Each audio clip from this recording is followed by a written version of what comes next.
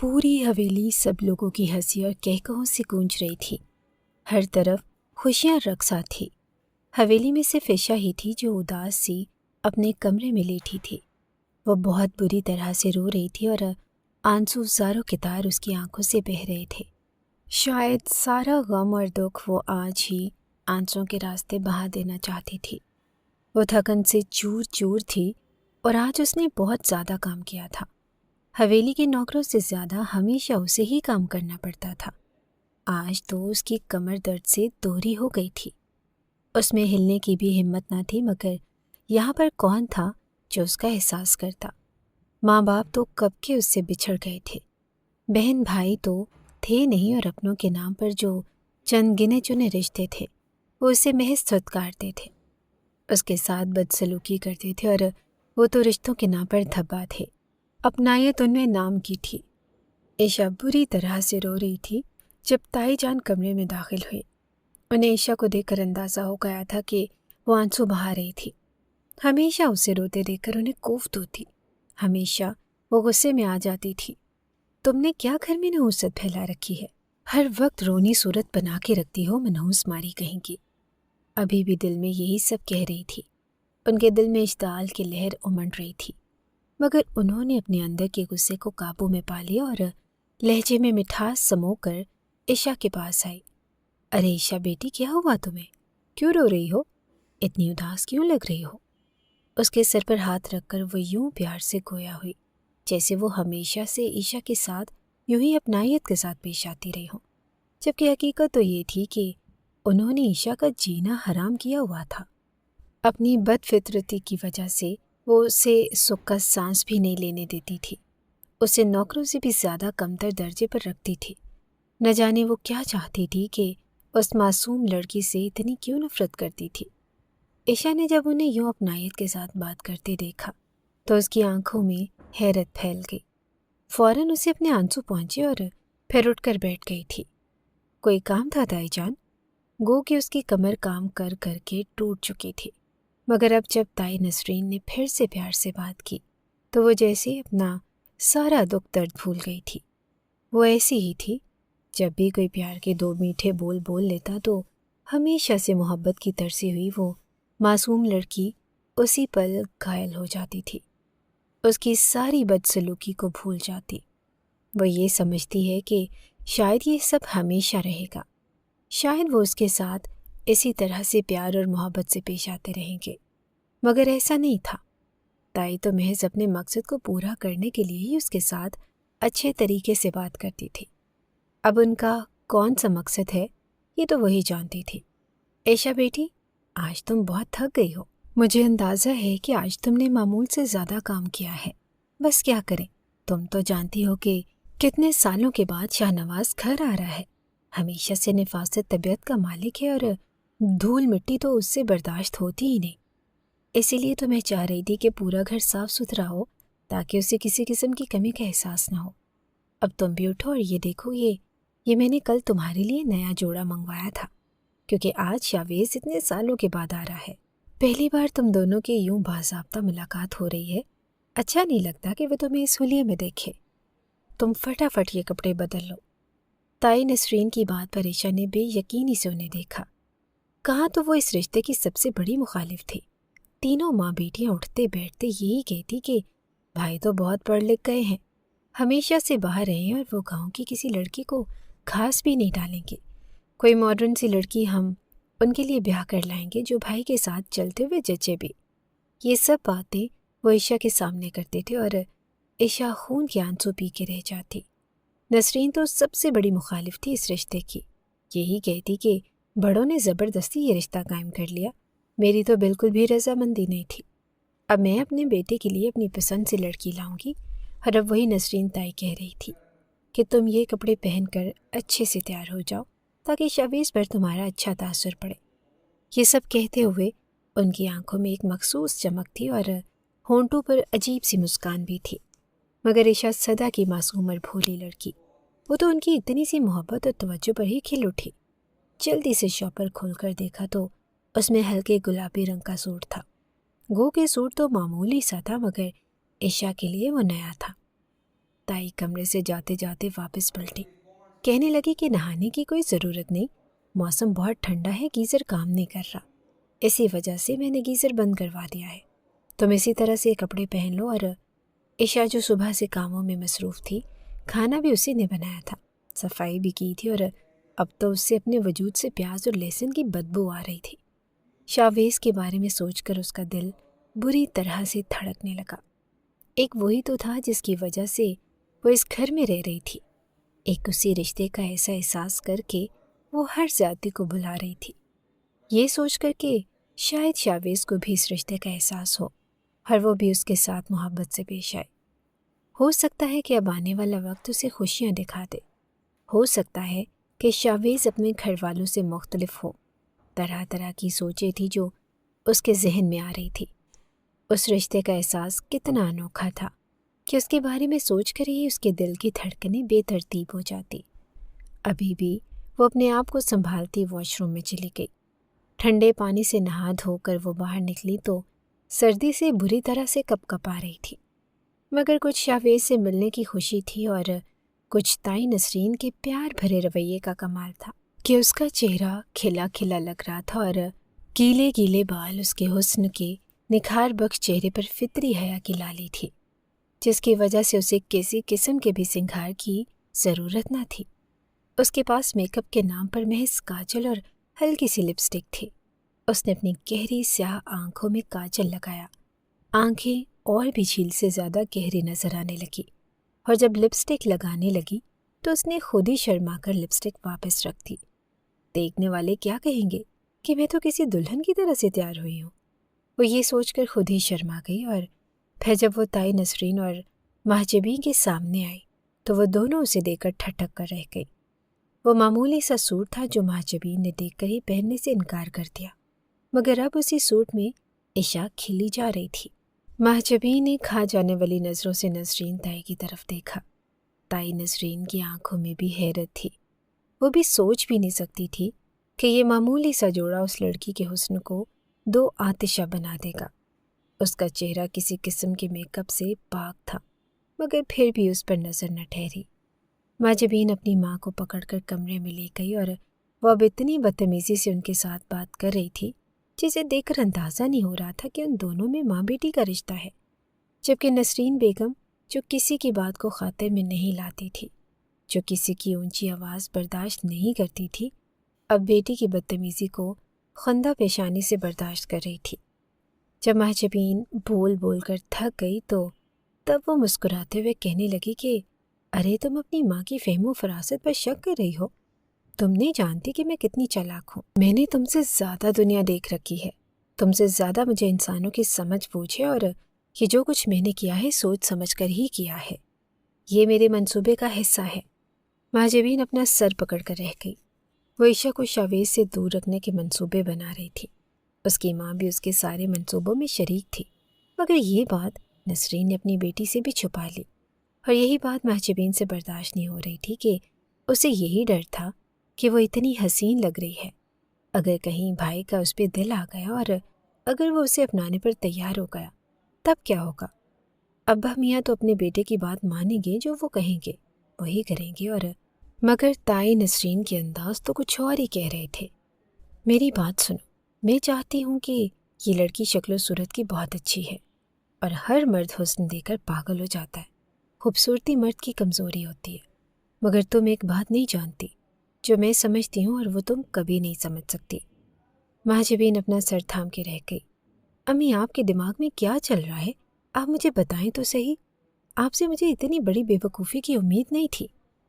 ارے تم نہیں جانتی کہ خوبصورتی سے زیادہ گریز اور حیا کی جھجک ہوتی ہے۔ جو لڑکی اپنے مرد سے فاصلے پر رہتی ہے، اس سے حجاب کرتی ہے اور اپنی خوبصورتی کو اسے چھپا کر رکھتی ہے، تو وہ مرد اس کے لیے پاگل ہو جاتا ہے، اور میں نہیں چاہتی کہ میرا بیٹا اس کے لیے پاگل ہو جائے۔ یہ جتنا اس سے دور دور رہے گی تبھی شاویز کو اس کے لیے کشش محسوس ہوگی۔ میں ان دونوں کے درمیان سارے فاصلے مٹا دینا چاہتی ہوں تاکہ ان دونوں کے درمیان کوئی گریز نہ رہے اور نہ ہی شاویز کو اس میں کسی قسم کی کشش محسوس ہو۔ میں چاہتی ہوں کہ خود ہی اس کے قریب ہو جائے اور شاویز اسے دھکے دے کر بری طرح دھتکار دے، اور پھر ہم شاویز کی اپنی پسند سے شادی کریں گے۔ नसरीन ताई का दिमाग तो वाकई बहुत चलता था। उन्होंने तो साजिश में शैतान को भी मात दे दी। अब माँ जबीं भी खुलकर हंस रही थी और अम्मी, ये तो मैंने सोचा ही नहीं था। अब वो दोनों ईशा को शावेज की नज़रों से गिराने के लिए मंसूबे तैयार कर रही थी। इस चीज़ में दोनों का एक इत्तेफाक खूब देखने को मिलता था। दोनों ही ईशा से सख्त नफरत करती थी और उसे शावेज से दूर करने की दोनों की ही बहुत बड़ी ख्वाहिश थी। उन दोनों को देखकर लग रहा था कि वो अब उन दोनों को एक दूसरे से दूर कर ही रहेंगे। गो कि ईशा भी उस हवेली की मकीन थी। उन्हीं जैसा उसका भी रुतबा था और उस घर में जायदाद में उसका भी उतना ही हिस्सा था जितना कि नसरीन ताई के तीनों बच्चों का, शावेज, माँ जबीं और मरियम। मगर नसरीन ताई उसे अपने बच्चों के बराबर क्या उनसे कम हैसियत देने पर भी तैयार न थी। उस घर में उसके साथ नौकरों से भी ज़्यादा बदतर सलूक किया जाता। नौकरों से भी ज़्यादा कम तरीन दर्जे पर वो रहती थी और उसका कमरा बहुत मामूली था। लिबास वो पहनती जो माँ जबीं और मरियम पहनकर थक जाती थी, जिससे उनका दिल ऊब जाता। उनकी उतरन ताई नसरीन ईशा के हवाले कर दिया करती। खाना भी सबके खाने के बाद बचा कुचा ईशा के नसीब में आता था। घर के किसी फैसले में उसको बोलने का इख्तियार न था और न ही अपनी रजामंदी और पसंद के इजहार का हक था। उसकी तालीम भी छुड़वा दी गई थी। गर्ज ये कि हर वो चीज़ जो मरियम और माँ जबीं को मुयस्सर थी उनसे ईशा को महरूम कर दिया गया। उसका कसूर महज इतना था कि वो शाहज़ेब शाह और सकीना खान की बेटी थी। सकीना खान एक मामूली से किसान की बेटी थी। वो लोग बहुत गरीब थे और सकीना हुस्न की दौलत से माला माल थी। शाहज़ेब शाह एक बार जब गांव की सैर कर रहे थे तब उनकी नज़र सकीना पर पड़ी। वो अपना दिल वहीं पर हार गए थे। उन्होंने ज़िद पकड़ ली कि उन्होंने शादी की तो सकीना के साथ करेंगे। घर वालों ने इस बात पर खूब शोर किया कि सकीना एक मामूली सी लड़की है, आपको लड़कियों की कमी नहीं, किसी अच्छे ख़ानदान की लड़की के साथ आपकी शादी कर देंगे। मगर शाहज़ेब अपनी बात पर अड़ गए। कहने लगे कि अगर मेरी सकीना के साथ शादी ना हुई तो मैं कभी ज़िंदगी में शादी नहीं करूँगा। उनके माँ बाप मजबूर हो गए। तब नसरीन ताई चाहती थी कि शाहज़ेब शाह के लिए वो अपनी छोटी बहन को ब्याह कर लाएं, क्योंकि उनकी बहन शाहज़ेब को पसंद करती थी। मगर जब शाहज़ेब शाह ने अपनी पसंद का इजहार कर दिया तब उनके साथ कोई भी ज़बरदस्ती नहीं कर सकता था और यूं सकीना शाहज़ेब खान की मनचाही और बाकी सब अनचाही बहू बनकर उस हवेली में आ गई थी। साल इसी तरह से बीतते गए। वो सबके दिल में जगह बनाने में हमेशा नाकाम रही। उस वक्त ईशा महज 10 साल की थी जब शाहज़ेब खान पर एक बहुत ख़तरनाक बीमारी हमला आवर हो गई। शाहज़ेब खान को ब्लड कैंसर था, वो भी आखिरी स्टेज पर, और उस हकीकत का इल्म उन्हें तब हुआ जब वो इलाज के काबिल ना रहे। उन्होंने महंगे से महंगा इलाज करवाने की कोशिश की, यहाँ तक कि वो पाकिस्तान से बाहर भी गए, मगर डॉक्टर्स ने उन्हें जवाब दे दिया। कहने लगे कि अब कुछ भी कर लें, अब आपका ये मर्ज़ ठीक नहीं हो सकता, क्योंकि आपने इलाज करवाने में बहुत देर कर दी। उस वक्त वो हवेली में बिस्तर मर्ग पर पड़े थे और पूरी हवेली उनके गम से निढाल थी। सबकी आंखें इश्कबार थी और सकीना का तो रो रो कर बुरा हाल था। वो अपनी बच्ची को खुद में समोए हुए खौफसदा नज़रों से शाहज़ेब को देखते हुए रो रही थी। नहीं जानती थी कि शाहज़ेब शाह के बाद उनका मुस्तकबिल क्या होगा। शाहज़ेब शाह को इस बात का यकीन हो गया कि वो कभी भी ठीक नहीं हो सकते। तब उन्होंने अपने बड़े भाई जमाल शाह के सामने हाथ जोड़ दिए और कहने लगे कि मैं नहीं चाहता कि मेरी बाद मेरी बेटी रुल जाए।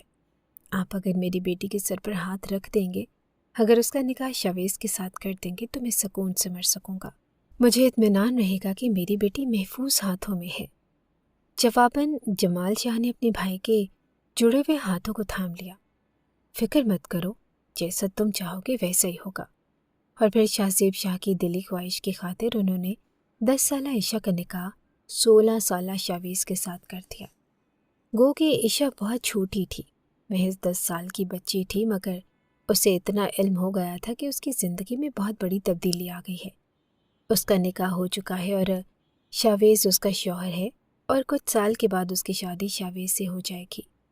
शावेज उसका बचपन का दोस्त था। शावेज को पसंद भी बहुत करती थी, और अब जब रिश्ते की नौयत बदल गई तो वो खुद ही शावेज से दूर दूर रहने लगी। اسے دیکھ کر سمٹنے لگی تھی، جبکہ شاویز کے دل میں کیا چل رہا تھا اس کے چہرے سے تاثرات کا جائزہ لگانا بہت مشکل تھا۔ نکاح کے بول پڑھاتے ہی شاہزیب کی روح نے ان کے جسم کا ساتھ چھوڑ دیا۔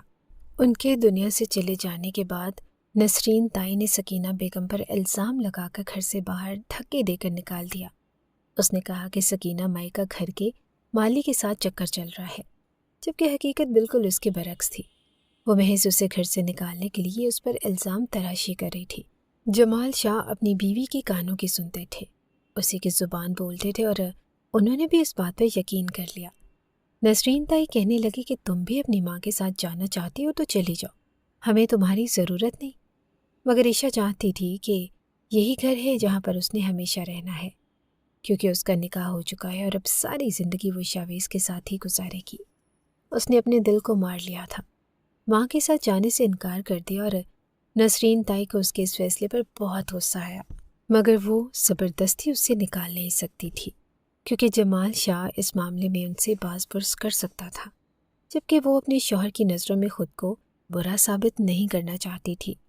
مگر سکینہ بیگم، جن سے اسے خدا واسطے کا بیر تھا، انہوں نے اس عورت کو گھر سے باہر نکال دیا، اور وہ جب بھی وہاں پر آتی، عائشہ سے ملنے کی کوشش کرتی تو نوکروں کے ذریعے سے نسرین بیگم اسے دھکے دے کر گھر سے باہر نکال دیا کرتی۔ تب عائشہ خون کے آنسو پی کر رہ جاتی۔ وہ نہیں جانتی تھی کہ اس پر زندگی کتنی تنگ ہونے والی ہے۔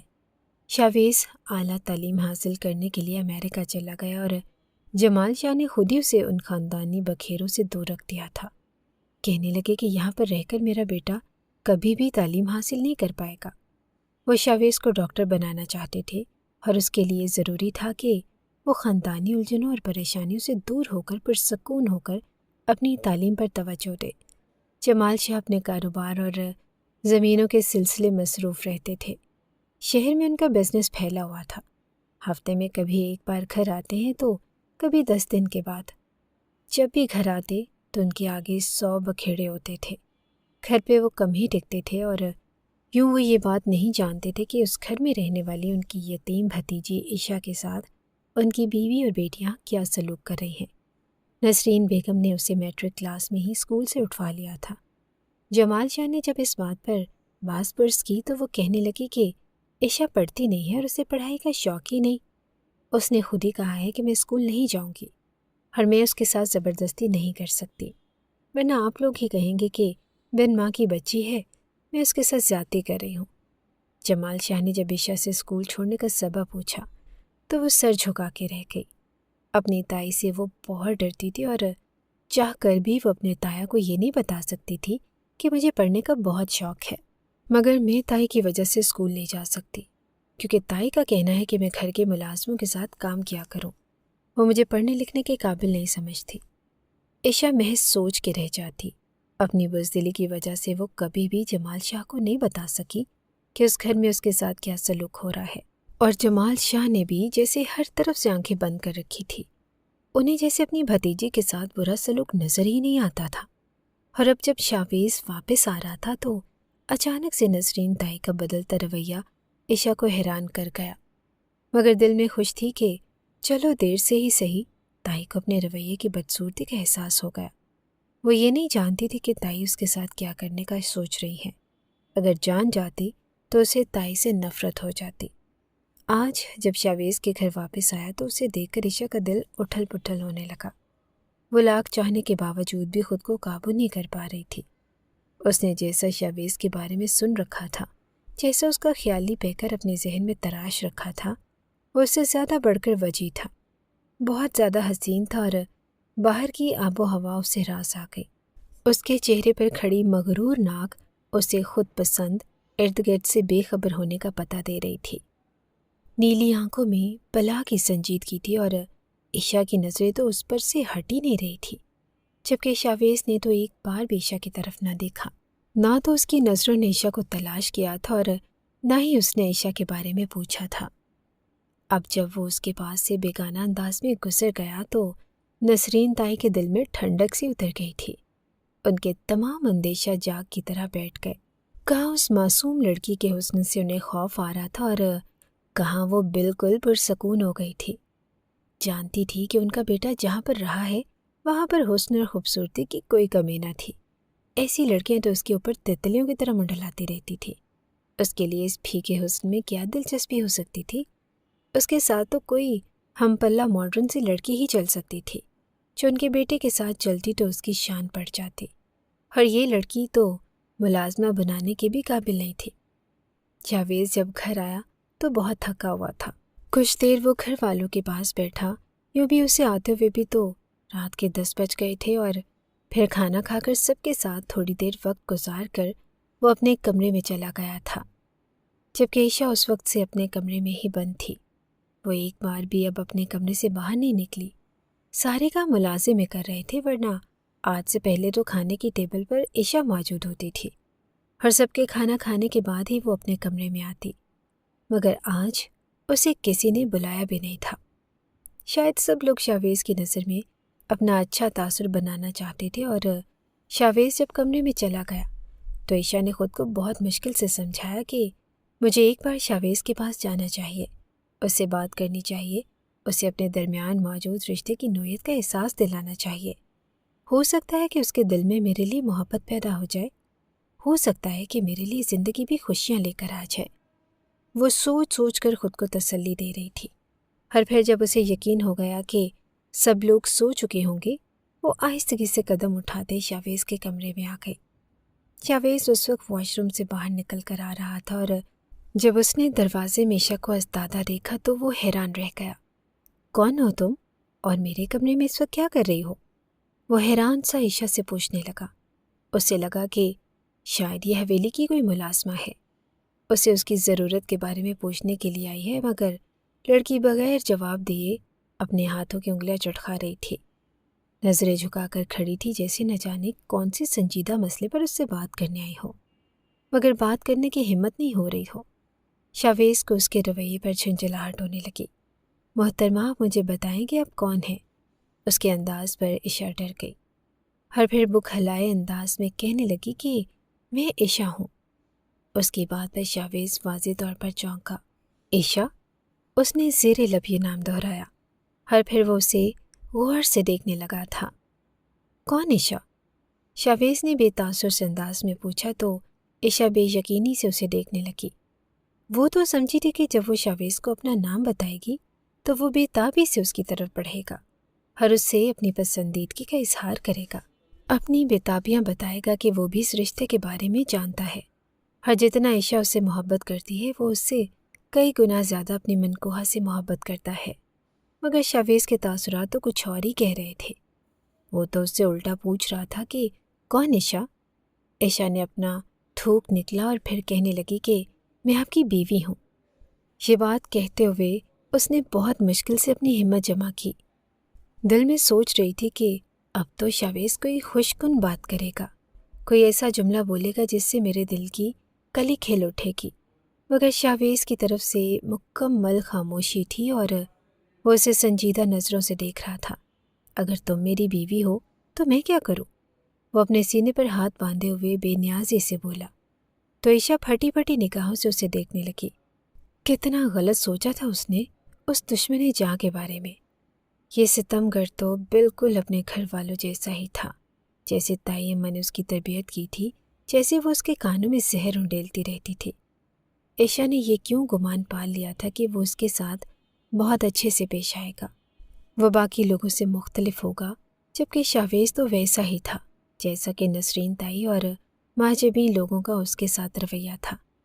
وہ تحقیر انداز میں اسے دیکھے جا رہا تھا، اور مہاجبین کو اس کے لفظوں، اس کے رویے سے تکلیف کا احساس ہونے لگا۔ وہ کچھ بھی کہے بغیر واپس پلٹ گئی۔ یوں بھی اب وہاں پر کھڑا ہونے کا کوئی جواز باقی نہیں رہا تھا، مزید کہنے کو بھی کچھ باقی نہیں بچا تھا، جب شاویز کی اگلی بات نے اسے روک لیا۔ میری بات سنو۔ وہ کسی امید کے تحت واپس پلٹی۔ شاویز نے اسے سر سے لے کر پاؤں تک غور سے دیکھا، اس کی نظریں جیسے عائشہ کا ایکس رے کر رہی تھی۔ ٹھیک ہے، میں نے دیکھ لیا کہ تم میری بیوی ہو، اور اب جاؤ تم۔ اس بے عزتی پر اس کی آنکھوں میں آنسو آ گئے۔ وہ روتے ہوئے کمرے سے نکلی تھی، جبکہ اپنے کمرے کی کھڑکی سے یہ تماشا دیکھتی مہاجبین کھل کھلا کر ہنس پڑی۔ اسی وقت یہ خوشخبری سنانے کے لیے نسرین بیگم کے کمرے میں آ گئی۔ اب وہ دونوں عائشہ پر ٹھٹکا لگا رہی تھی اور سمجھ رہی تھی کہ تیار ہو کر بھائی کے کمرے میں جائے گی اور وہ تو اس پر عاشق ہو جائیں گے۔ بھائی نے ایک بار بھی اسے لفٹ ہی نہیں کروائی۔ ماجبین کا تو ہنسی رکنے کا نام ہی نہیں لے رہی تھی اور نسرین بیگم بے حد خوش تھی۔ بس دیکھ لیا نا تم نے، میں یہی تو چاہتی تھی کہ میرے بیٹے کے ذہن میں کوئی برا تاثر نہ آئے کہ میں اس کی منقوہ اس سے دور رکھنے کی کوشش کر رہی ہوں یا اس کے ساتھ برا سلوک کر رہی ہوں۔ اب وہ خود ہی اس سے بیزار ہو گیا ہے تو ہمیں اور کیا چاہیے؟ بس ہم جو چاہتے ہیں جلدی سے اس پر عمل کرنے کی کوشش شروع کر دیں گے۔ وہی نا امی، بھائی تو اتنے ماڈرن ہیں اور ان کے ساتھ تو کوئی ماڈرن لڑکی اچھی لگے گی۔ یہ لڑکی جو شکل سے ملازمہ لگتی ہے، اس کو ہم بھابھی کہہ کر کیسے متعارف کرائیں گے؟ یہ تو بھائی کے ساتھ بالکل بھی اچھی نہیں لگے گی۔ میری ساری دوستیں اس ملازمہ کی حیثیت سے جانتی ہیں۔ اب اگر اس کی شادی بھائی کے ساتھ ہو گئی تو ہماری کتنی بےزتی ہوگی۔ عشا کی پوری رات روتے ہوئے گزری۔ اس کی ساری امیدیں ٹوٹ گئی تھی۔ دل ایک بار پھر سے خون کے آنسو رونے لگا۔ شاویز کا ہی سہارا تھا اور اب وہ سہارا بھی چھن گیا تو اس کا رونا تو بنتا تھا۔ اگلے دن اس نے صبح صبح خود کو دوبارہ سے نئے سرے سے سب کی بے رخی اور ستم سہنے کے لیے تیار کر لیا۔ وہ جانتی تھی کہ اب وہ اگر ناشتے میں دیر ہو گئی تو ذرا سی بھی کمی رہ گئی تو تائی تو لحاظ بالکل بھی نہیں کریں گی۔ جو وہ ایک دن اپنے بیٹے کی وجہ سے لحاظ کر رہی تھی وہ بھی بہت تھا۔ سب لوگ ناشتہ کر رہے تھے اور عشا کچن سے پراٹھے لا کر باہر ٹیبل پر رکھ رہی تھی۔ شاویز نے جب اسے نوکروں کے ساتھ کام کرتے دیکھا تو حیران رہ گیا، مگر اس نے اپنے چہرے پر کسی قسم کے بھی تاثرات کسی کو بھی کچھ اندازہ نہیں ہونے دیا۔ اور پھر ناشتے کے دوران نسرین بیگم نے اپنا پسندیدہ موضوع چھیڑ دیا جس کے بارے میں وہ کب سے سوچ رہی تھی۔ بیٹا، اب تم آ گئے ہو اور اب تم نے یہیں پہ رہنا ہے۔ تمہاری ڈگری بھی مکمل ہو گئی ہے خیر سے، اور تم نے یہیں پر کلینک بھی کھولنا ہے اور اپنے ابا کا بزنس بھی سنبھالنا ہے۔ بعد میں تم بہت مصروف ہو جاؤ گے تو میں نے سوچا کہ کیوں نہ میں تمہاری شادی کر دوں۔ زندگی کے بکھیڑے اور ذمہ داریاں تو چلتی رہتی ہیں، خوشیوں پر ہمارا بھی تو حق ہے۔ ہم بھی چاہتے ہیں کہ تمہارے سر پر صحرا سجائے اور بہنیں بھی تمہاری خوشی دیکھنے کے لیے بے قرار ہو رہی ہیں۔ ان کی بات پر عشا کے ہاتھ کانپنے لگے، آنکھوں میں خوف چھلکنے لگا۔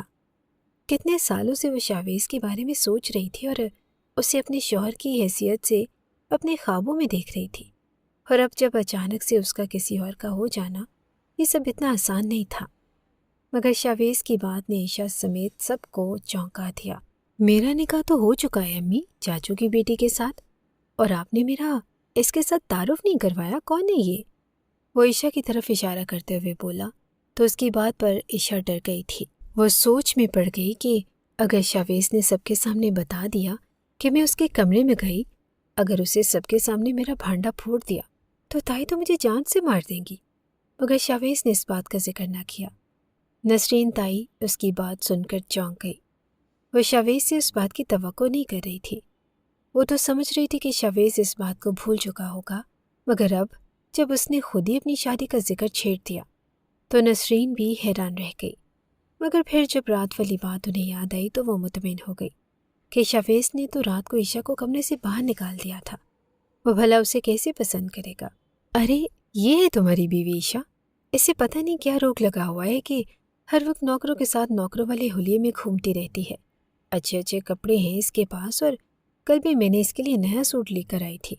وہ تمہارے ساتھ پہلی دفعہ مل رہی ہے، تمہارے سامنے آ رہی ہے تو اچھے ڈھنگ کے حلیے میں آئے، مگر نہیں، سب کو یہ بتانا ہے کہ میں یتیم ہوں اور میرے ماں باپ نہیں ہیں، تو تائی میرے ساتھ برا سلوک کرتی ہیں، تمہاری نظر میں بھی مجھے برا بنانا چاہتی ہے۔ اب دیکھو، اس نے وہ کپڑے بدل لیے ہیں اور پھر سے پرانے کپڑوں میں ہے۔ ان کی بات پر شاویز بری طرح سے چونکا۔ اچھا، وہ کپڑے آپ نے عشا کو لے کر دیے تھے؟ اس کی نظروں میں رات والا عشا کا حلیہ گھوم گیا۔ اتنے گھٹیا کپڑے ایسے تو ملازم بھی نہ پہنے، امی اتنے گھٹیا کپڑے عشا کو لے کر دیتی ہیں؟ اس نے ایک گہری نظر عشا پر ڈالی۔ اس وقت جو ایک بہت معمولی سے لباس میں تھی اور وہ خاصی گھبرائی ہوئی بھی لگ رہی تھی۔ نسرین تائی نے اسے گھور کر دیکھا تو وہ وہاں سے چلی گئی، پھر سیدھا کچن میں جا کر دم لیا۔ فی الحال میں شادی کے چکر میں نہیں پڑنا چاہتا، میں ابھی اپنا کلینک کھولنے کا سوچ رہا ہوں، اور ابو بھی کہہ رہے ہیں کہ میں ان کی بھی مدد کرواؤں۔ فی الحال تو میں بہت مصروف ہوں اور میرے پاس ابھی سب کے بارے میں وقت نہیں ہے۔ ساری زندگی پڑی ہے ہو جائے گی شادی بھی، وہ مصروف سے انداز میں کہنے لگا تو نسرین نے ٹھنڈی آہ بھری۔ بیٹا میں تو یہی کہہ رہی ہوں کہ تمہاری شادی کسی اچھی سی لڑکی کے ساتھ کروا دوں گی۔ تم تو بہت پڑھے لکھے اور باہر سے پڑھ کر آئے ہو، اور تمہاری بھی تو یہی خواہش ہوگی کہ کوئی پڑھی لکھی لڑکی، ماڈرن سی، قدم سے قدم ملا کر چلنے والی لڑکی تمہیں بیوی کے روپ میں چاہیے ہوگی۔ آخر کو تمہارے بھی ارمان ہوں گے، تمہاری بھی خواہشات ہوں گی۔ مجھے تو شاہ زیب بھائی پر سخت تعجب ہے، کیا سوچ کر انہوں نے یہ فیصلہ کیا؟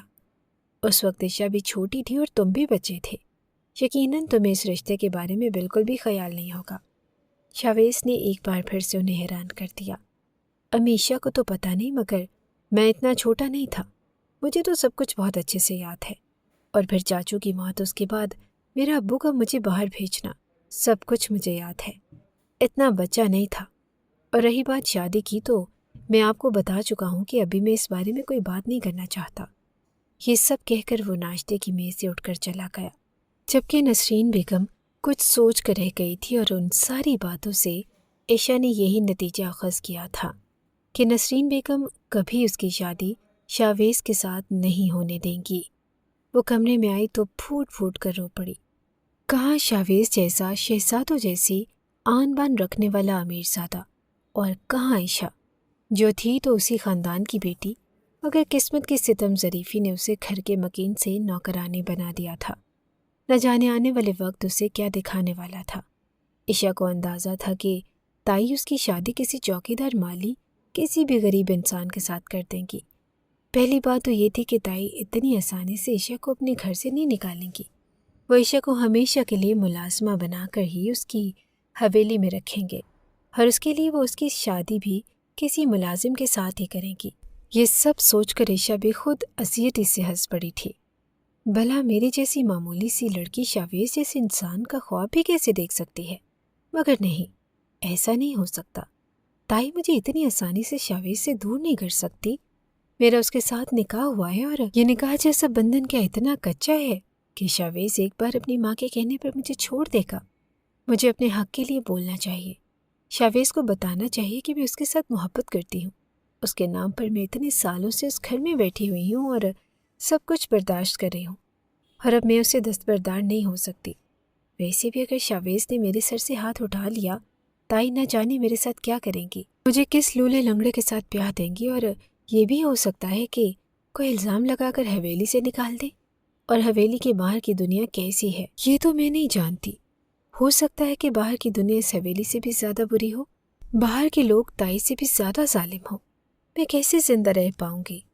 شاویز سے کہتی ہوں کہ اگر وہ مجھے پسند نہیں کرتا تو وہ بھلے دوسری شادی کر لے، مگر وہ مجھے طلاق نہ دے، مجھے اس حویلی سے نہ نکالے، میں کہاں جاؤں گی؟ اپنے آنسو پونچھ کر وہ خود کو سمجھانے لگی، اور اب اس نے اپنے وجود میں گویا ایک نئی توانائی دوڑتی ہوئی محسوس کی تھی۔ بھلے شاویز اسے پسند نہیں کرتا تھا، مگر ان دونوں کے درمیان ایک مضبوط رشتہ تھا جسے بغیر کسی وجہ کے ختم نہیں کیا جا سکتا تھا۔ رات کو جب شاویز اپنے کمرے میں آیا تو عشا بھی اس کے کمرے میں آ گئی، مگر یہ وہ کمزور لڑکی نہ تھی جو پہلی بار شاویز نے دیکھی تھی، یہ تو کوئی اور ہی لڑکی تھی۔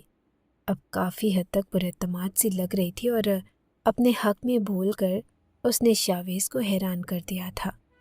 تم یہاں کیا کر رہی ہو؟ وہ سخت تاثرات سے بولا تو وہ اپنا تھوک نگلتے ہوئے کہنے لگی، میں آپ سے کچھ کہنا چاہتی ہوں۔ اس کی بات پر شاویز تمسخرانہ انداز میں ہنسا تھا۔ اچھا بتاؤ کیا کہنا چاہتی ہو تم؟ وہ اپنے دونوں بازو اپنے سینے پر باندھتے ہوئے چہرے پر طنز یا مسکراہٹ لیے اسے دیکھتے ہوئے بولا، آپ نے دوسری شادی کرنی ہے تو آپ کر لیں، لیکن آپ مجھے اس حویلی سے نہیں نکال سکتے۔ میں آپ کی بیوی ہوں، اور میں اتنے سالوں سے آپ کے نام پر ہی بیٹھی ہوں۔ آپ کی وجہ سے میں نے اپنے گھر والوں کو چھوڑ دیا، اپنی سگی ماں سے دور ہو گئی، صرف اس لیے کہ میرا آپ کے ساتھ نکاح ہو چکا ہے اور کل کو آپ مجھے قبول کر لیں گے۔ اب ایسا کیسے ہو سکتا ہے کہ آپ اس رشتے کو اپنانے سے انکار کر دیں؟ آپ ایسا نہیں کر سکتے۔ بات کرتے کرتے اس کی آنکھوں سے آنسو نکل پڑے۔ شاویز نے بہت غور سے اسے دیکھا۔ تمہارا دعویٰ یہ ہے کہ تم میری بیوی ہو، جانتی ہو کہ ایک بیوی کی کیا فرائض ہے؟ بیوی کو کیسا ہونا چاہیے؟ مرد کیسی بیوی کو پسند کرتا ہے؟ اس کے سوال پر عشا کی نظریں جھکی تھی۔ ہاں، مانتی ہوں کہ میں معمولی لباس پہنتی ہوں اور زیادہ پڑھی لکھی نہیں ہوں، مگر جیسا آپ کہیں گے میں ویسا کروں گی۔ میں آپ کی خدمت میں کسی قسم کی کوئی کمی نہیں آنے دوں گی۔ آپ کو خوش کرنے کے لیے ہر وہ چیز کروں گی جو آپ مجھے کہیں گے۔ شاویز اسے دلچسپی سے دیکھے جا رہا تھا۔ اچھا، تو تم جانتی ہو کہ بیوی اپنے شوہر کو کس طرح سے خوش کر سکتی ہے؟ اس کی معنی کی اس بات پر عائشہ کے چہرے کا رنگ بدل گیا اور اس نے شاویز کی اس بات کا جواب نہ دیا، مگر اس کے ہاتھوں کی انگلیاں چٹکانے کا انداز یہ ظاہر کر رہا تھا کہ وہ شاویز کی اس بات پر بے چینی محسوس کر رہی ہے۔ تب شاویز اسے کہنے لگا کہ یہاں میرے پاس آؤ۔ اس کی بات پر تو گویا عائشہ کا چہرہ زرد پڑ گیا۔ اسے اپنی جگہ پر استادہ دیکھ کر اب کی بار شاویز قدرے غصے سے بولا، تمہیں میں کہہ رہا ہوں کہ یہاں پر آؤ۔ عائشہ اس کے پاس آ کر بیٹھ گئی۔ اس کی نظریں جھکی ہوئی تھی اور نظر اٹھانا محال ہو رہا تھا۔ شاویز اس کے سامنے کھڑا اس کے چہرے پر آتے جاتے رنگوں کو دلچسپی سے دیکھ رہا تھا۔ عائشہ کے جسم کا سارا خون جیسے گردش کرتا ہوا اس کے چہرے میں آ کر سما گیا۔ وہ سرخ پڑتے چہرے کے ساتھ نظر جھکا گئی۔ پلکیں اٹھا کر شاویز کو دیکھنا بھی اس کے لیے دو بھر ہو رہا تھا۔ شاویز کہنے لگا کہ میں باہر رہ کر آیا ہوں اور وہاں پر میں نے ہر طرح کی لڑکیاں دیکھی ہیں، پر اعتماد اور بولڈ۔ مجھے یہ شرمانے لجھانے والی لڑکیاں بالکل بھی پسند نہیں۔ اگر تم نے میری بیوی بننا ہے، میرے ساتھ رہنا ہے، تو تمہیں میری مرضی کے مطابق رہنا ہوگا۔ اب تو عائشہ کی پلکیں لرزنے لگی۔ مجھے کیا کرنا ہوگا؟ اس کے منہ سے سرسراتی ہوئی آواز نکلی۔ اچھا ایک کام کرو، مجھے پتہ تو چلے کہ تم میری بیوی بننے کے قابل بھی ہو یا نہیں۔ یہ ٹائی پکڑو اور میرے گلے میں باندھو، میں دیکھوں کہ تمہیں یہ معمولی سا کام کرنا آتا بھی ہے یا نہیں۔ عائشہ بے یقینی سے اسے دیکھنے لگی۔ چہرے پر تذبذب کے تاثرات بھی تھے، کیونکہ اسے تو ٹائی باندھنا آتا ہی نہ تھا۔ آج تک کبھی اس سے یہ کام کیا ہی نہ تھا، اور اب شاویز کی بات پر وہ انکار بھی نہیں کرنا چاہتی تھی۔ وہ کیا سمجھتا تھا کہ یہ گاؤں میں رہنے والی جاہل گوار لڑکی اسے اتنا معمولی سا کام نہیں آتا، تو یہ لڑکی میرے ساتھ زندگی کیسے گزارے گی؟ بڑی دقت کے ساتھ وہ اپنی جگہ سے اٹھ کھڑی ہوئی، پھر کانپتے ہاتھوں سے لرزتی پلکوں کے ساتھ اس کے سامنے آ کر کھڑی ہو گئی، اور اس کے جسم سے قیمتی کلون کی خوشبو اس کے حواسوں پر بری طرح سے اثر انداز ہو رہی تھی۔ وہ جھکی پلکوں کے ساتھ الٹے سیدھے انداز میں اس کی ٹائی باندھ کر یوں پیچھے ہٹی اور گہری سانس لیے، جیسے وہ کسی ڈراؤنے خواب سے بیدار ہوئی ہو۔ اسے یوں گہرے گہرے سانس لیتے دیکھ کر شاویز نے بمشکل اپنی مسکراہٹ دبائی تھی۔ اس کا مقصد محض عائشہ کو اپنے قریب کرنا تھا۔ اس کے چہرے کی معصومیت اور خوبصورتی دیکھ کر وہ کچھ پل کو کھو گیا۔ اس کی زندگی میں کتنی لڑکیاں آئی تھیں اور کتنی لڑکیوں سے اس کی دوستی بھی تھی، کتنی لڑکیوں کو وہ قریب سے جان چکا تھا، مگر آج تک ایسی لڑکی اس نے کبھی نہ دیکھی جس کے چہرے پر اتنی معصومیت ہو اور جسے اس سے باہر کی ہوا نے بھی نہ چھوا ہو۔ اور یہ بات شاویز کو اس کی طرف متوجہ کرنے کا باعث بن رہی تھی۔ دیکھو عائشہ، مجھے بیوی ایسی چاہیے جو پر اعتماد ہو۔ ڈری سہمی اور بات بات پر روتی بلکتی لڑکیاں مجھے بالکل بھی اچھی نہیں لگتی، اور میں تمہیں سچ بتاؤں تو مجھے لڑکیوں کے آنسوں سے سخت کوفت ہوتی ہے۔ میں کوشش کروں گی کہ آپ کو میری طرف سے شکایت نہ ہو۔ وہ ڈرے ڈرے انداز میں بولی تو شاویز ایک بار پھر سے مسکرا دیا۔ چلو تم پہلے امتحان میں تو پورا اتری، اور اس میں تم پاس ہو گئی۔ عائشہ نے بے یقینی سے شاویز کو دیکھا۔ اس کے چہرے پر آنے والے رنگ شاویز کی نظروں سے پوشیدہ نہیں رہ پائے تھے۔ وہ کہنے لگا کہ تم ایک امتحان میں تو پاس ہو گئی، مگر ابھی ایک اور امتحان بھی ہے۔ یہ سن کر عائشہ گھبرا گئی۔ کون سا امتحان؟ اب کیا کرنا ہوگا؟ اس کا رنگ سرد پڑ گیا تھا۔ پتہ نہیں شاویز اب کیا کہنے والا تھا۔ وہ ایک ایک قدم اٹھاتا اور اس کے قریب آ رہا تھا، اور عائشہ کی گھبراہٹ میں اضافہ ہونے لگا۔ پھر اس کا ہاتھ پکڑ کر وہ کمرے سے باہر لے جانے لگا۔ عائشہ تو ڈر گئی۔ آپ مجھے کہاں لے کر جا رہے ہیں؟ شاویز نے اس کے منہ پر ہاتھ رکھ کر اسے کہا کہ کچھ مت بولو، جہاں بھی لے کر جا رہا ہوں خاموشی سے میرے ساتھ چلو، اور خبردار کوئی سوال کیا جیسا کہہ رہا ہوں ویسا کرو۔ وہ روب سے بولا تو عائشہ محض اسے دیکھ کر رہ گئی۔ اس نے گاڑی کا فرنٹ ڈور کھولا، عائشہ کو اپنے ساتھ بٹھایا اور پھر گاڑی کو سن سے اڑا کر لے گیا۔ عائشہ تو حیران اور پریشان تھی۔ یہ آدھی رات کو شاویز اسے کہاں لے کر جا رہا تھا؟ وہ تو کتنے سالوں سے گھر میں دن کے وقت بھی نہیں نکلی تھی۔ کجا کے رات کے وقت سفر کرنا اس کا دل بری طرح سے گھبرا رہا تھا۔ شاویز گاڑی بھی بہت تیز انداز میں چلا رہا تھا اور عشا کو بری طرح سے ڈر لگنے لگا۔ اب وہ اس وقت کو کوس رہی تھی جب وہ شاویز کے کمرے میں گئی اور اس نے اپنی مصیبت کو خود ہی دعوت دے دی۔ شاویز اس کے تاثرات سے بالکل بے نیاز تھا اور پھر گاڑی اس نے بہت بڑے مال کے سامنے روکی۔ عشا کو لے کر وہ مال کے اندر آ گیا اور پھر عشا کو یہ سمجھنے میں دیر نہ لگی کہ وہ شاید اسے یہاں شاپنگ کروانے کے لیے لایا تھا، کیونکہ وہ ڈریس نکال کر عشا کے ساتھ لگا کر دیکھ رہا تھا اور پھر کچھ ڈریس اس نے پسند کیے۔ اس سے کہنے لگا کہ یہ ڈریس اس روم میں جا کر چینج کرو۔ عشا جب کپڑے بدل کر باہر آئی تو اس کے نوخیز حسن پر یہ کالا رنگ خوب کھیلا جا رہا تھا۔ شاویز تو اسے دیکھ کر تھک رہ گیا۔ وہ اتنی خوبصورت تھی، شاویز کو اب اندازہ ہوا۔ معمولی سے لباس میں اس کی خوبصورتی جیسے دب کے رہ گئی تھی، اور اب اس کا حسن دو آتشہ ہو کر شاویز کے سامنے آ گیا۔ اس نے عشا کے لیے ایک ساتھ بہت سارے ڈریس لیے۔ پھر جب وہ لوگ گاڑی میں آ کر بیٹھے تو عشا کا چہرہ خوشی سے ٹھمک رہا تھا۔ اسے اندازہ ہو گیا کہ شاویز اس سے محبت کرتا ہے۔ اس کی قربانی رائے گا نہیں گئی اور شاویز اسے اب کبھی نہیں چھوڑے گا۔ تب شاویز عشا سے کہنے لگا کہ آج کے بعد میں تمہیں معمولی کپڑوں میں نہ دیکھوں۔ آج سے تم یہ سارے کپڑے پہنو گی اور ہر روز تم ایک نیا جوڑا پہنو گی۔ میں نے اگر تمہیں پرانے کپڑوں میں دیکھا تو مجھ سے برا کوئی نہیں ہوگا۔ وہ دھونس بھرے انداز میں بولا تو خوشی سے عشا کی آنکھیں بھیگ گئی۔ اس نے کہاں دیکھی تھی ایسی محبت اور ایسی توجہ، اور اب وہ بے یقینی کا شکار تھی کہ یہ خواب ہے یا حقیقت۔ یہ دعا کر رہی تھی کہ شاویز کی یہ محبت چند دنوں اس کے بعد اپنی ماں کے کہنے پر ختم نہ ہو جائے، وہ اسے ہمیشہ ایسے ہی محبت سے پیش آئے۔ اگلے دن ناشتے پر عشا شاویز کے کہنے پر نیا جوڑا پہن کر آئی۔ یہ سرخ رنگ کا لمبا فراک تھا جو اس کے گھٹنوں تک آ رہا تھا۔ شاویز کی فرمائش پر ہی اس نے بال کھلے چھوڑے رکھے تھے اور شاویز نے کپڑوں کے ساتھ اسے میک اپ کا بھی کچھ سامان لے کر دیا، جس کو استعمال کرنے کے بارے میں عشا کو بالکل بھی اندازہ نہ تھا۔ وہ محض لپسٹک اور آنکھوں میں کاجل ہی لگا سکتی تھی اور یہی اس کی خوبصورتی کو بڑھا دیا کرتی تھی۔ آج شاویز کے کہنے پر وہ ناشتہ بنانے کے لیے کچن میں نہیں گئی تھی، بلکہ اپنے کمرے میں ہی بیٹھی رہی۔ اسے شاویز کا کمرے سے نکلنے کا انتظار تھا۔ وہ جب صبح سو کر اٹھا تو اسی وقت مریم اور ماجبین بھی اس کے کمرے میں آئی۔ ارے بھائی، ابھی تک آپ نے ہمیں ہمارے تحفے نہیں دیے؟ میری سب دوستیں پوچھ رہی ہیں کہ تمہارے بھائی کیا لے کر آئے ہیں۔ اب مجھے بتائیں، میں نے جلدی سے اسٹیٹس لگانا ہے، اپنی ساری دوستوں کو جلانا ہے۔ مریم کے انداز پر شاویز کو ہنسی آ گئی۔ ہاں ٹھیک ہے، میں تم سب لوگوں کے لیے بہت ساری چیزیں لے کر آیا ہوں، اور وہ ایسی چیزیں ہیں کہ تمہاری سہیلیاں دیکھ کر جل کے مر جائیں گی۔ اب چلو یہ سارا سامان ڈرائنگ روم میں لے کر چلو، میں سب کے سامنے ان سب کے گفٹ کھولوں گا۔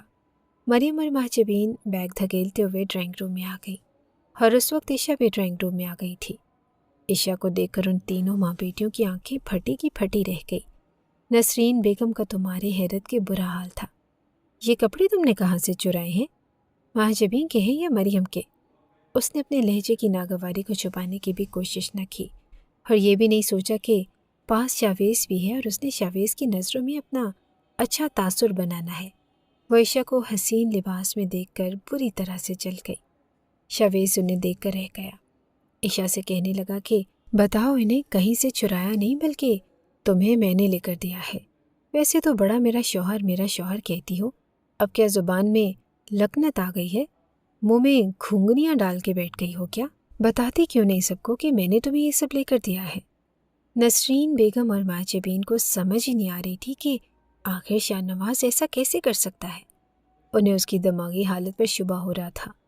نسرین بیگم خود کو سنبھال کر کہنے لگی کہ تمہیں اس 2 ٹکے کی لڑکی کو سر پہ نہیں چڑھانا چاہیے، کیا ضرورت تھی اس پہ اتنا پیسہ خرچ کرنے کی؟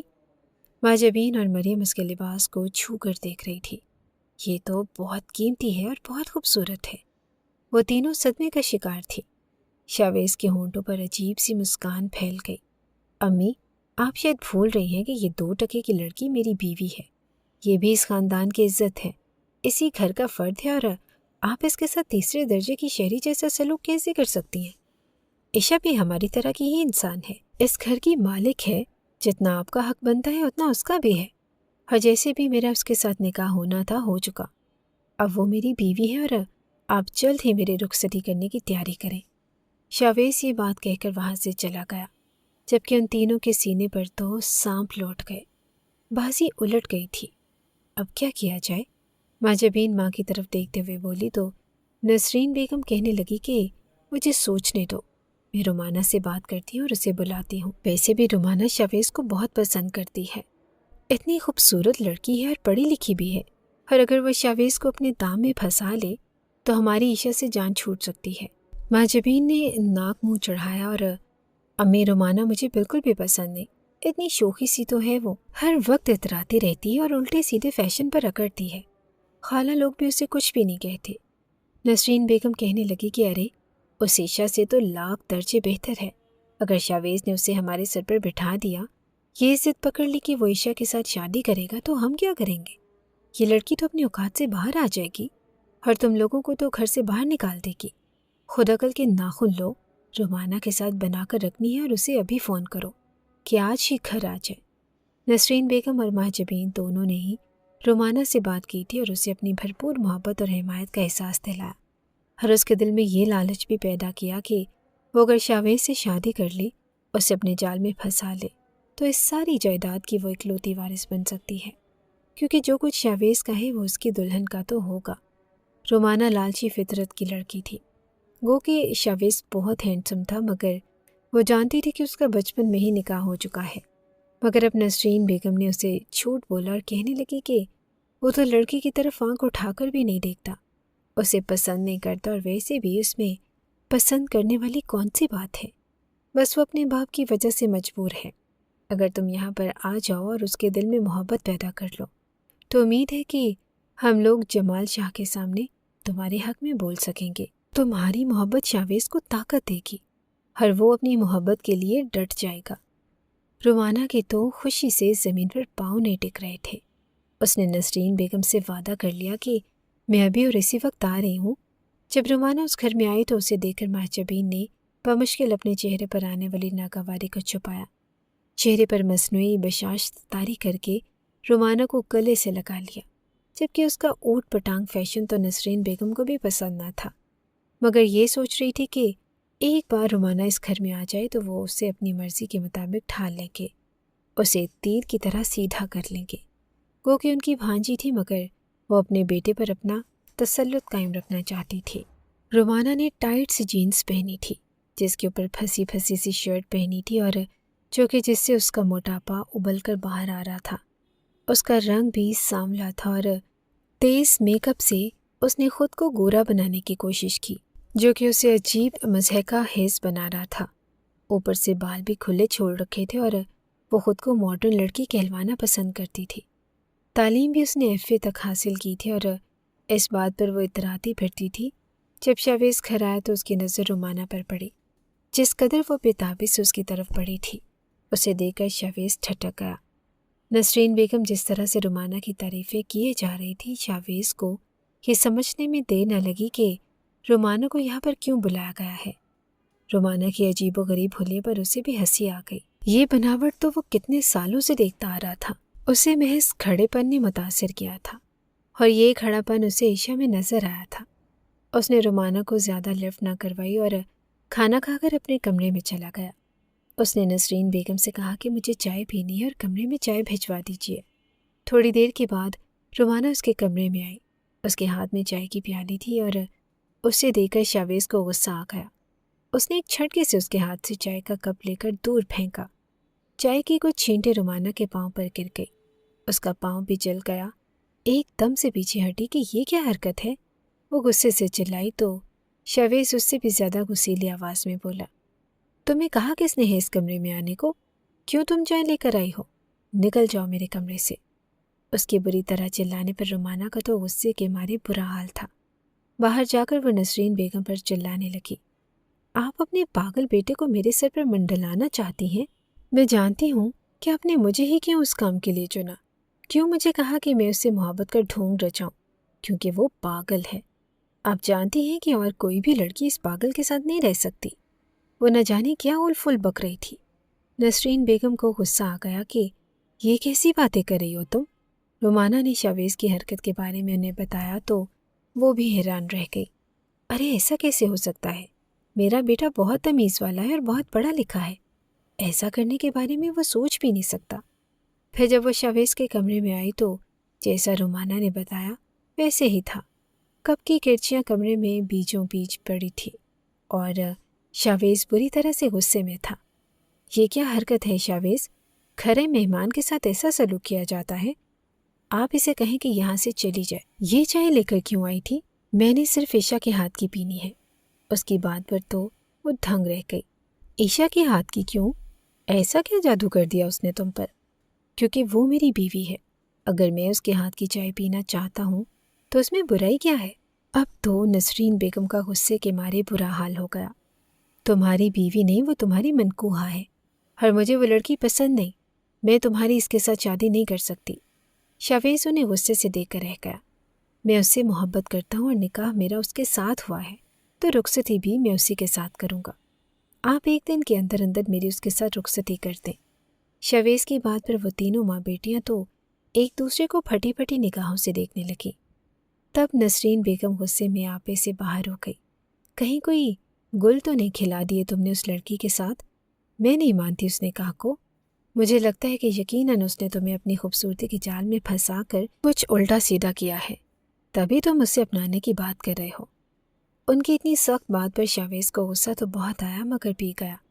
کہنے لگا کہ اگر آپ کو لگتا ہے کہ میرا اس کے ساتھ نکاح نہیں ہوا تو کل میں دوبارہ اس کے ساتھ نکاح کر لوں گا۔ اور رہی بات الٹا سیدھا کرنے کی، تو وہ بہت شریف لڑکی ہے، میں اسے پوری عزت اور مان کے ساتھ اپنانا چاہتا ہوں۔ نسرین بیگم کے منہ میں جو آ رہا تھا وہ بک رہی تھی۔ ایسا کیسے ہو سکتا تھا کہ وہ لڑکی جسے کل تک وہ ملازمہ کی حیثیت دینے پر تیار نہ تھی، ان کا بیٹا اسی کے ساتھ شادی کرنے کی بات کر رہا تھا، وہ بھی ایک دن کے اندر اندر۔ نہ صرف اس نے جمال شاہ سے بات کر لی بلکہ انہیں کل رخصتی کرنے پر قائل بھی کر لیا تھا۔ یہ ساری باتیں عشا سن رہی تھی۔ وہ بے یقین بھی تھی اور ڈری بھی تھی۔ اسے تائی اور ان کی بیٹیوں سے بہت ڈر لگتا تھا۔ ابھی بھی وہ تھر تھر کانپ رہی تھی۔ جب شاویز اس کے کمرے میں آیا اور کہا کہ کیا ہوا، تم اس قدر چپ کیوں بیٹھی ہو، وہ ایسے نارمل انداز میں گویا ہوا جیسے کوئی بات ہی نہ ہوئی ہو۔ اسے دیکھ کر عشا کی آنکھوں سے آنسو بہنے لگے۔ شاویز اس کے پاس آ کر بیٹھ گیا اور اس کے آنسو پوچھنے لگا، ہوا کیا ہے بتاؤ تو؟ مجھے ڈر لگ رہا ہے تائی سے، وہ میرے ساتھ بہت برے طریقے سے پیش آئیں گی۔ اب کی بار شاویز ہنس پڑا۔ ڈر کس بات کا؟ اب تم ڈرنا چھوڑ دو اور شادی کی تیاری کرو، کل تمہاری رخصتی ہے، پھر تم ہمیشہ کے لیے میرے پاس آ جاؤ گے، پھر تمہیں کسی سے بھی ڈرنے کی ضرورت نہیں، میں تمہیں ساری دنیا سے چھپا کر اپنی پلکوں میں رکھ لوں گا۔ اس کی اپنائیت، محبت اور مان دینے پر عشا کی پلکیں لرزنے لگی۔